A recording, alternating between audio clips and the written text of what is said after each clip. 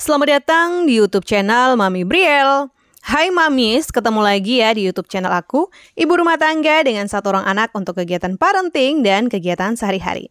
Di video kali ini aku mau berbagi pengalaman untuk cara mengatasi anak GTM di usia 1 tahun ya. Dan tentunya di usia 1 tahun pastikan sudah memberikan menu MPASI, menu keluarga yang sudah kita masak sehari-hari, seperti aku masak sayur bening dengan jagung, dan kemudian ada nanti tambahan sayurnya bayam, dan juga kalau misalnya ada wortel juga nggak apa-apa ditambahkan. Nah Mams, dari kedua ini kita bisa memberikannya dengan memberikan kuah-kuah atau juga di saat nasinya itu lembek ya Mams. Dan dijamin kalau misalnya udah naik tekstur, anak dengan sesuai usia pasti dia juga akan menyesuaikan untuk makannya dia. Tapi kadang kita menemukan GTM gitu ya. Nah di sini aku membuat untuk lauk protein hewaninya ada dadar dari telur, dan telurnya ini sebenarnya bisa dibuat untuk 2 kali makan karena untuk 1 telur itu lumayan banyak ya Mams. Nah kalau misalnya sudah jadi masakan yang udah kita siapkan, terus anaknya udah siap mau makan, yang pertama kita biarkan anak itu makan sendiri ya.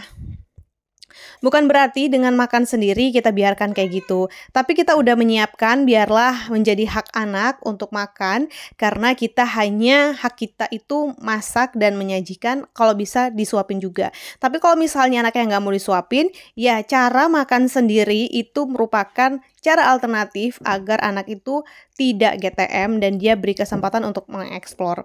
Nah, di sini aku juga tambahkan tempe dan juga ikannya ada ikan bandeng. Kalau misalnya ikannya nggak ada ikan bandeng, boleh ikan apa aja ya Mams, dan aku udah pernah buat ikan terbaik itu apa aja. Nah, kalau misalnya udah teksturnya kayak gini dan udah siap untuk makan sendiri, pastikan juga tidak terlalu banyak diberikan kepada anak dengan jumlah porsi yang cukup. Nah, sambil disuapin saat dia makan sendiri, karena sambil kita suapi saat dia makan sendiri itu juga bisa memastikan seberapa banyak jumlah yang sudah dia makan saat makan siang atau makan sore maupun sarapan. Nah, cara tersebut juga bisa Mamis coba terapkan ya sambil dia makan, sambil kita suapin. Oke, cara yang ketiga yaitu sambil makan kita juga bisa ikutan makan. Nah, kalau misalnya mau 1 piring juga bisa, atau mau beda piring juga nggak bisa. Nah, kalau misalnya bisanya maunya 1 piring, ya kita nggak apa-apa 1 piring, terus kita makan sambil kita ajak ngobrol, enggak enak-enak atau gimana lagi, suap, kayak gitu-gitu ya. Nah, cara ini juga boleh Mami terapkan supaya anak yang GTM itu semakin penasaran dengan makanan apa sih yang sedang kita makan. Nah, cara ini juga boleh Mami terapkan atau sudah ada yang pernah terapkan, boleh tulis-tulis di komen ya. Nah, cara yang keempat adalah kita bisa kasih jeda antara makan dan minum. Karena untuk perut bayi itu, khususnya di atas 1 tahun, itu kan masih juga terlalu kecil. Kalau misalnya kita isi dengan air, otomatis lambungnya dia akan penuh. Jadi, untuk jeda dikasih makan nasi dan juga makan makanan lain atau cemilan, itu sebaiknya ditunda dulu dan pastikan dia sudah makan banyak baru kita berikan minum. Nah, kalau misalnya cara tersebut, misalnya anaknya udah nggak mau makan sama sekali, tapi kita masih banyak nih makanannya yang ada di piring. Nah, gimana? Sebaiknya kita boleh deh pindah tempat atau pindah lokasi makan. Bisa juga mungkin maunya lesehan atau maunya di tempat-tempat yang sebenarnya favoritnya dia. Atau dia suka makan pakai sendok atau makan pakai garpu. Nah, itu pastikan ya Mam, semuanya sesuai dengan apa yang diinginkan bayi. Karena kita nggak bisa memaksakan, hanya kita bisa mengusahakan.